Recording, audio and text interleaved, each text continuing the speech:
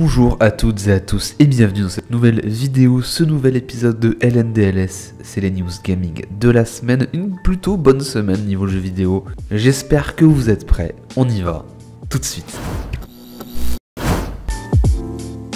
Cette semaine était la semaine de sortie de GTA V sur les consoles next-gen, 8 ans après sa sortie initiale. On nous a dévoilé des images et des vidéos de gameplay de cette version très tard, vraiment le jour même de sa sortie. C'était un peu n'importe quoi. Mais on a l'habitude avec Rockstar évidemment. Mais bon, apparemment le jeu en 60 FPS fait vraiment une différence, les temps de chargement beaucoup plus rapides, on connaît la musique, et il est moins cher pendant les 3 premiers mois de sa sortie. Donc si vous voulez le prendre, prenez-le tout de suite.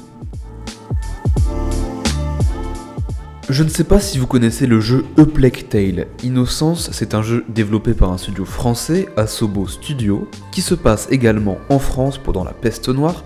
Eh bien, ce jeu va avoir sa propre adaptation en série télé, par aussi un studio français, donc ce sera une production 100% française. À voir ce que ça va donner, mais ça peut donner quelque chose de très bien. Je fais confiance à nos studios français. Elles avaient été annoncées dans le dernier gros Nintendo Direct, mais les nouvelles courses pour Mario Kart 8 Deluxe sont disponibles. Ce sont donc 8 premiers circuits qui sont disponibles en mars, en payant un DLC. Jeudi, on a également eu un State of Play que beaucoup de gens attendaient, celui consacré à Harry Potter Hogwarts Legacy, un jeu dans l'univers d'Harry Potter mais qui ne parle pas spécifiquement d'Harry Potter lui-même. Et ce State of Play était vraiment bien, les images montrées étaient plutôt convaincantes, il y a vraiment des bonnes choses, le jeu est plutôt joli, l'univers est très immersif, on peut créer son personnage comme on veut, c'est vraiment super. Il y a quelque chose qui laisse encore à désirer, comme par exemple le système de combat, mais là faudra vraiment attendre de voir manette en main ce que ça donne. Et aussi un système d'attente après avoir débloqué des objets, où on doit attendre 20-30 minutes, le temps qu'un objet se charge, une potion ou ce genre de choses. Et je trouve que ça a vraiment rien à faire là, ça fait vraiment jeu mobile. Je sais pas pourquoi ils ont rajouté ça, à voir si ce sera toujours là à la sortie finale du jeu, mais c'est la seule chose qui me dérange un peu.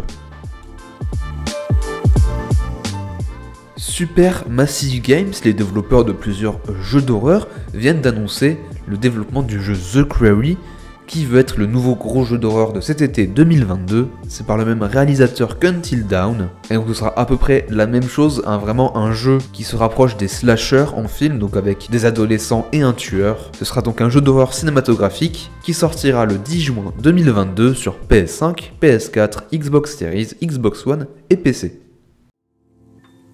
Je ne sais pas si vous vous en souvenez, mais à une des dernières conférences Xbox, ils avaient présenté le nouveau jeu Perfect Dark, le retour de la franchise.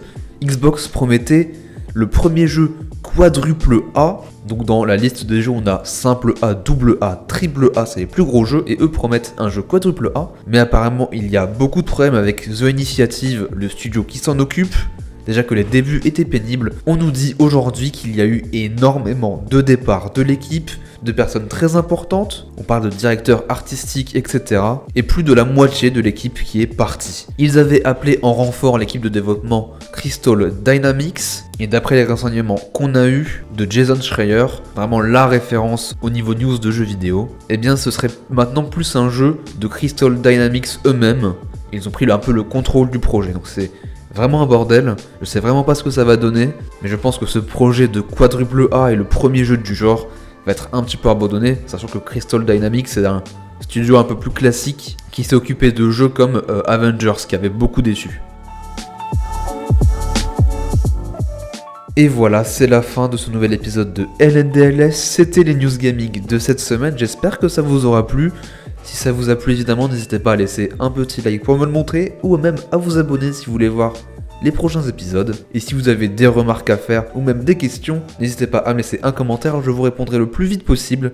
Sur ce, je vous souhaite une très bonne fin de semaine, et je vous dis à la prochaine. Bye bye.